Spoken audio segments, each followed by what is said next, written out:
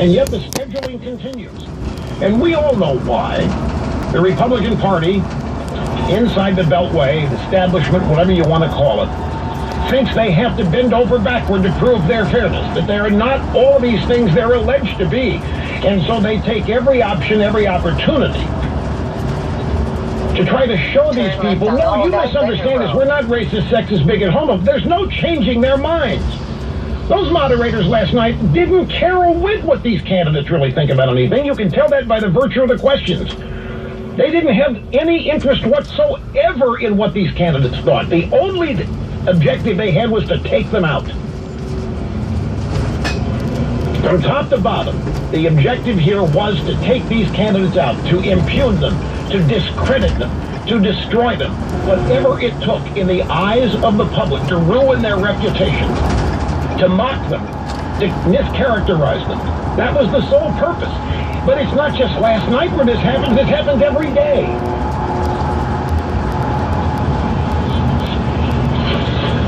The media needs to be removed from the equation here. Everybody knows that. But how do you do it? One of the great issues of our time is how to counteract the damage inflicted by a corrupt media which is aligned with the Democrat Party. We have serious issues facing this country, and we do not, not enough sectors of our party do we acknowledge the full scope of our enemy. Ted Cruz last night, oh, and by the way, wait till you hear the audio sound bites as they roll off today. Wait till you, all the drive-by media people, whoa, did you see Ted Cruz? Boy, everybody better keep their eye on Ted Cruz. Ted Cruz is the dark horse. Ted Cruz is the guy you better keep your eye on. Where have you been hearing that, folks? Ted Cruz finally had his fill of it. You have to ask you that Cruz had not done what he did, would any of the other candidates have spoken up as forcefully? I don't think so.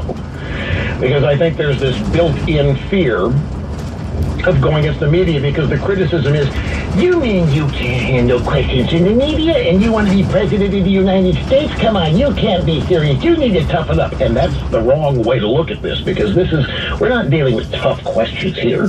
We're not dealing with challenging questions here. We're dealing with assassins. We're dealing with character assassins. We're dealing with career assassins. That's who the media is today, vis-a-vis the Republican Party. And it doesn't matter.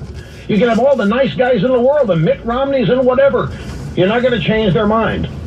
You can have all of the pliant, cross the aisle, I want to work with you, I want to cooperate with you, we want to work together to get things done. You can have all the Republicans in the world, and all you're going to get is mocked and laughed at.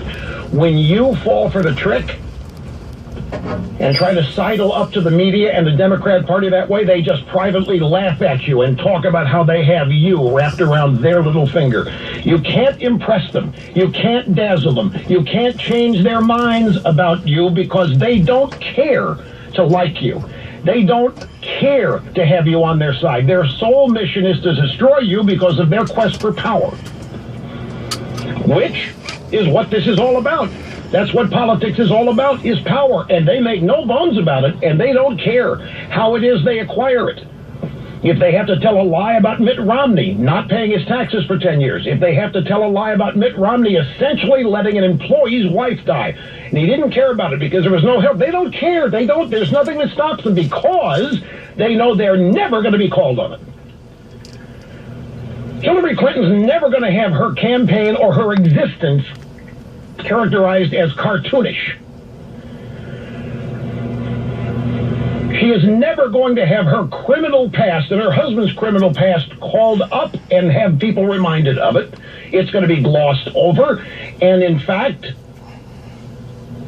marveled at how clever the Clintons are at combining all the things that they do to get where they go. But it's not even that. It's just they're all of the same mind, folks. They're all of the same mindset. They are all extremist leftists. Some of them are disguised as elected officials, some of them disguised as candidates, some of them disguised as journalists, Some of them are disguised as think tank specialists. Some of them disguised as people that run nonprofits. Some of them disguised as college professors. Some of them disguised as CEOs, but they're all leftists. And that is the most important thing in their life, is their ideology and advancing their agenda. We are their biggest enemy, foreign and domestic. We, conservatives specifically, Republicans secondly, their biggest enemy. And so we faced another hit squad last night, and they were finally called out on it. Did you notice that not one of them seemed to be bothered by it? Did you notice Harwood? Nothing but smirk and smile. Becky Quick? Smirk and smile. Carl Quintanilla? Smirk and smile. They didn't care. To them today, it's mission accomplished. A, everybody's talking about them. B, when they talk among themselves, they're congratulating themselves for actually characterizing Trump as a cartoon character.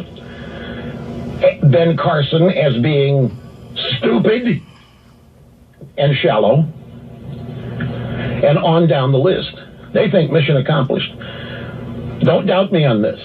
They're not feeling chagrined. They're not embarrassed.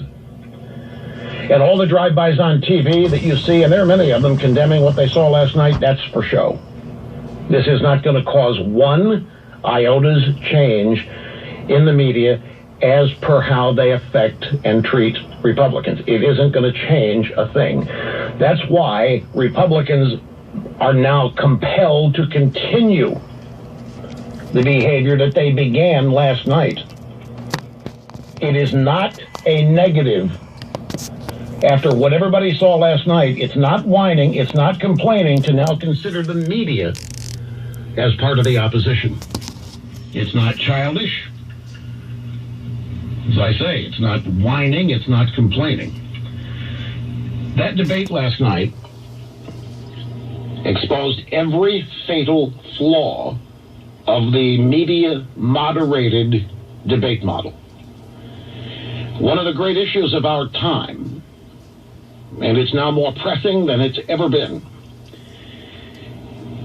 is how to counteract the daily damage inflicted by a corrupt media, who again are simply disguised. They are truly Democrat Party activists. We have an existential threat to our country, to the constitutional republic that is America. And it is a mistake for Republicans to ask these people, these leftist political hacks, to conduct inquisitions of them called debates. It's kind of laughable for the RNC, which scheduled this whole thing to, at the end of the night, run around talking about how horrible it was. But I'm just telling you, these people are loving every minute of the expressed outrage by conservatives, both general public and elected officials, Republicans, you name it. Privately, rubbing their hands together, mission accomplished. They don't know shame. They don't know humiliation. This is all, it's just one night, folks. This is the rest of the campaign to get this job done. No, they're not disturbed. Because the other drive-bys are just giving lip service. The other drive-bys are not really upset. If the other drive-bys are upset by anything, it's that these people last night made it too obvious. They weren't subtle enough. The drive-bys who were not on that stage last night are probably huddling together saying, look, the next debate, we can't let these clowns at CNBC do it. They were too upfront. We got to be more subtle as we set out to destroy the GOP. We can't have it obvious that's what we're doing. I mean, hell, that thing last night's even going to convince the low-information voters that we're a bunch of creeps. That's what they're worried about. They're not shamed. This is my point. I've been trying to express this in any number of ways since the program began. There's a lot of debate analysis aside from the media treatment. I want to get into that. We are loaded with audio sound bites today. This is going to be one for the ages, but you got to hang in there and be tough as we continue to roll on down the highway. Rush Limbaugh pointing the way on the EIP.